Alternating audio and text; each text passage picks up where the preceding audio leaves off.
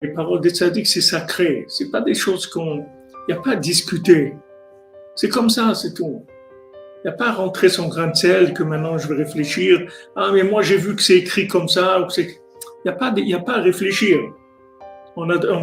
Une fois, il y avait dans une communauté en Ukraine ou en Russie, il y avait dans une communauté une fois une tentative d'empoisonnement de la communauté juive, et c'était après Pessah que les gens ils savaient que les juifs ils mangeaient pas de pain pendant Pessah, et que le lendemain de Pessah ils allaient commencer à manger du pain.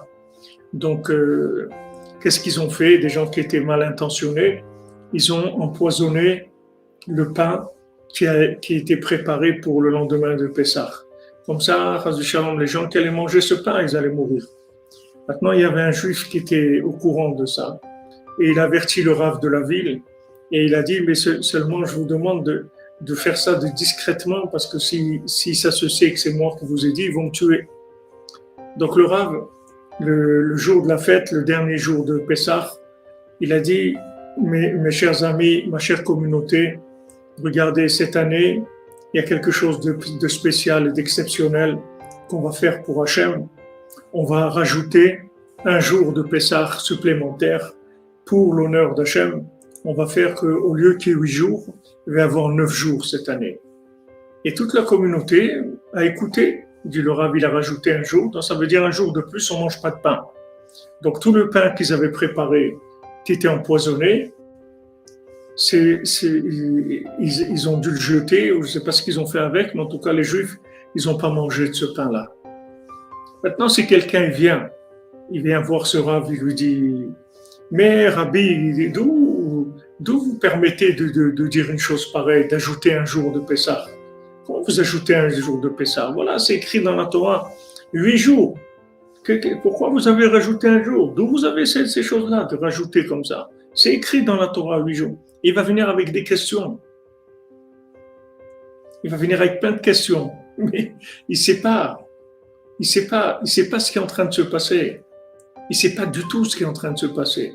Lui, il vit la Torah dans un livre. Lui, il sait pas qu'il y a une vie, qu'il y a des choses qui se passent, que chaque seconde, et même pas moins qu'une seconde, il y a des évolutions énormes, il y a des changements énormes. Il y a des ouvertures dans le ciel, il y a des accusations dans le ciel, il y a des choses qui se passent. Et le tzaddik, il voit tout ça. Le tzaddik, il voit tout ça. Le tzaddik, quand il dit « faites comme ça », c'est pas une interprétation de la Torah. C'est qu'il sauve la vie, il regarde la vie, et il veut qu'on vive, il veut qu'on ait de la guérison, il veut qu'on sorte de nos mauvaises midot, il veut qu'on se rapproche d'Hachem Béhémet, il veut qu'on fasse tchouva Béhémet, il veut qu'on réussisse notre vie Béhémet. Donc il nous donne des conseils par rapport à la situation pour qu'on réussisse. C'est sur ça que c'est basé ces conseils. C'est pas des interprétations de texte. Le tzaddik, il fait pas des interprétations de texte, mais quand le tzaddik, il sait ce qu'il faut faire, alors après il va l'habiller dans le texte de la Torah. Les gens ils croient que le tzaddik il cherche dans la Torah qu'est-ce qu'il faut faire. Le tzaddik il cherche pas dans la Torah ce qu'il faut faire. Le tzaddik il cherche ce qu'il faut faire dans les mondes supérieurs, dans des endroits qui sont extrêmement élevés. Et de là-bas il voit ce qu'il faut faire. Maintenant, quand il sait ce qu'il faut faire, il descend dans ce monde et il habille ça dans le texte de la Torah.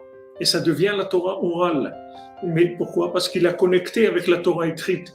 Mais lui, ce qu'il sait, le tzaddik, ça vient pas de l'interprétation de la Torah écrite. Ça vient de la vision de ce qu'il faut faire maintenant par rapport à tous les éléments qui sont spirituels et matériels de tous les mondes.